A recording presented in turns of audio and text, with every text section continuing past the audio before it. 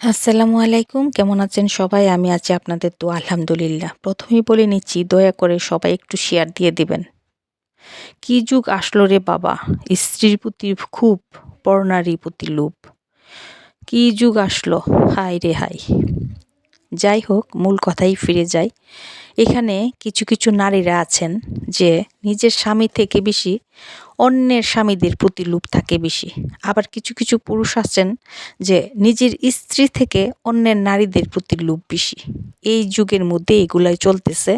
এই সমস্ত কারণে বহুত পরিবার, বহুত সন্তান, বহুত কিছু হয়ে যাইতেছে। না সন্তানরা বাবার আদর পাইতেছে, না সন্তানরা মা আদর পাইতেছে। তারা ইতিমের মতো বড় হইতেছে। এই জন্য সবাইকে সাবধান বানিয়ে দিতেছি, সতর্ক বানিয়ে দিতেছি। যারা যে প্রান্তে আছেন, দেশে থাকেন, বিদেশে থাকেন, যার যার মতো যার যার সংসার আগলিয়ে রাখুন।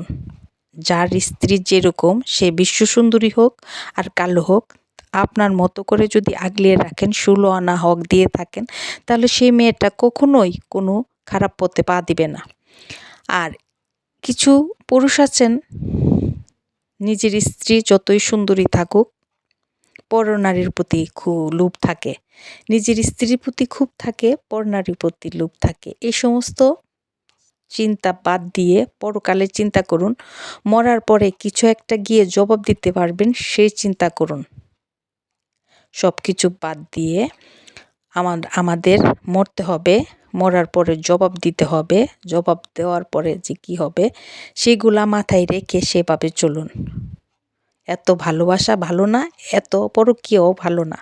সেজন্যে কিছু কিছু নারীদের জন্যে যেমন হাজার সংসারটা ভেঙে যাইতেছে, কিছু কিছু পুরুষদের জন্য বহুত সুখের সংসার নষ্ট হয়ে যাইতেছে। এই সমস্ত নোংরামি অনৈতিক কাজের জন্যে।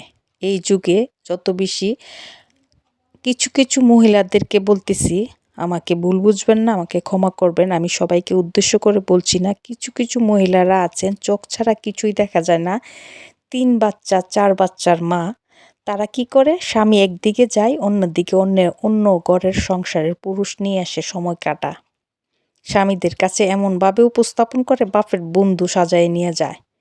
আমি এটা বুঝি না কেন তারা এই সমস্ত কাজ করে। নিজের স্বামী নিয়ে, নিজের সংসার নিয়ে, নিজের সন্তান নিয়ে ভালো থাক সেটা না, পরের উপরে নজর দিতে হবে, পরের সংসারের উপরে লোভ থাকতে হবে, পরের সংসারের সুখ নষ্ট করতে হবে, পরের সংসারে শান্তি ছিনিয়ে নিতে হবে, পরের সংসারে আগুন দিতে হবে।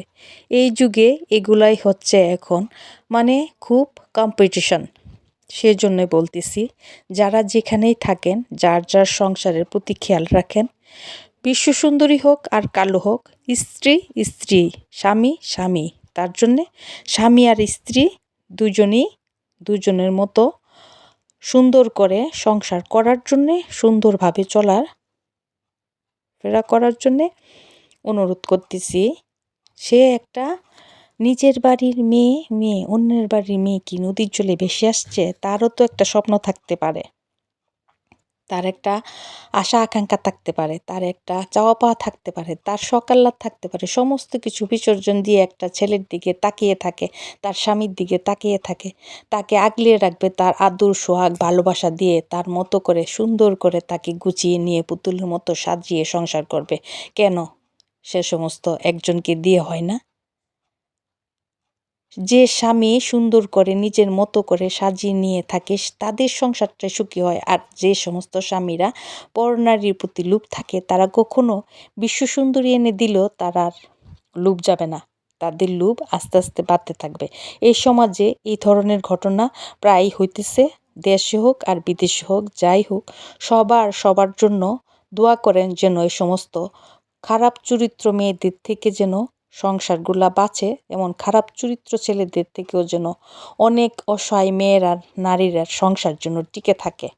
সেটাই আপনাদের জন্য অনুরোধ করতেছি, যে যেই প্রান্তে থাকেন দোয়া করবেন যেন সবাই সুন্দর করে পরিবার সুন্দর করে চালাতে পারে। এই যুগ কি আসলো, স্বামীর প্রতি বাপ দেখায় একটা, তলে তলে করে আরেকটা, স্ত্রীর প্রতি দেখায় একটা, বাইরে করে আরেকটা। কেন? এ সমস্ত কিছু বাদ দিয়ে সুন্দর করে স্ত্রীকে সম্মান দেওয়া যায় না, আদর ভালোবাসা দেওয়া যায় না, আগলিয়ে রাখা যায় না। পরের মেয়ে বলে কি সে নদীর জলে ভেসে আসছে, নিজেদের বেলা 16 আনা আর পরের মেয়ের বেলা কি 51 আনা। তারও তো আশা আকাঙ্ক্ষা শখ আহ্লাদ ভালোবাসা স্বপ্ন থাকতে পারে, সেও তো একটা মানুষ, তারও তো একটা চাওয়া পাওয়া থাকতে পারে, তার শখ আহ্লাদ থাকতে পারে। সে কারো না কারো রাজকন্যা আস্তে আস্তে বড় হয়, সে শ্বশুর বাড়িতে পাঠায়। একটা পরিবেশে 20 বছর কেটে এসে যখন আরেকটা পরিবেশে চলে আসে, সবাই কষ্ট দিলেও যখন স্বামী তাকে একটু আদর ভালোবাসা দেয়, সব কিছু ভুলে যায়, দুঃখ কষ্ট সব কিছু। দুনিয়া একদিকে, স্বামী একদিকে। আর যে পরিবারে স্বামীও তাদের সাথে অত্যাচার অবিচার অনৈতিক কাজ করে, সেই মেয়েটার অবস্থা কি পরিমাণ পর্যায়ে গিয়ে পড়তে পারে আপনারা ভাবতে পারেন? এই যুগে এই সমাজে প্রায় দেখা যায় যে মেরে ফেলতেছে, ফাঁসি দিয়ে ঝুলিয়ে রাখতেছে, মাইরা মাটির নিচে পুঁতাই ফেলতেছে। কেন হইতেছে জানেন? এই সমস্ত পরকীয়ার কারণে। নারীর প্রতি লোভ, স্ত্রীর প্রতি খুব কিছু মানুষ আছে না, এই জন্য এই সংসারের গুলাতে এরকম হইতেছে। সবাই সতর্ক থাকেন, সাবধান থাকেন, এ সমস্ত নারীদের কাছ থেকে দূরে থাকেন।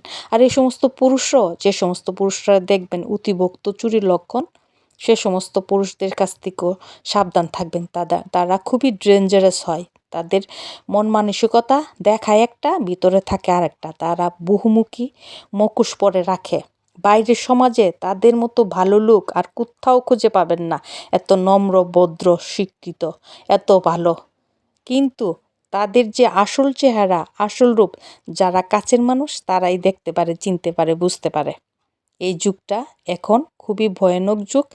তাই সবাইকে অনুরোধ করতেছি আমার ভিডিওটা শেয়ার দিবেন।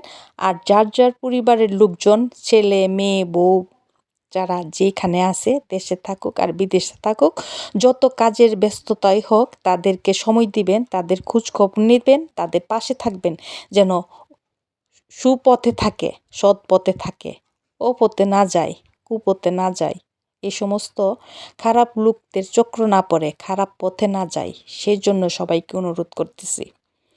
আমি ইটালি থেকে বেগম ফেরদৌসী বলছি। আমার চ্যানেলটিতে যারা প্রথম থেকে ছিলেন তাদেরকে অসংখ্য ধন্যবাদ, যারা নতুন অ্যাড হয়েছেন তাদেরকে আন্তরিক শুভেচ্ছা। সবাই দয়া করে শেয়ার দিবেন। যে যুগ আসছে আর যা কিছু দেখতেছি, চোখে পড়তেছে, বাসা নাই বলার, সবাই পরকালের চিন্তা রেখে সাবধান চলবেন, যেন এ সমস্ত খারাপ মহিলাদের কাছ থেকে সংসারটা বাঁচে। আর কিছু কিছু পুরুষরা নিজের দোষের কারণে সুখের সংসারগুলো হারায়, সেই সমস্ত পুরুষদেরকে যেন আল্লাহ হেদায়েত দান করেন, সেই দোয়া করবেন। ভালো থাকবেন। আসসালামু আলাইকুম। আল্লাহ হাফেজ।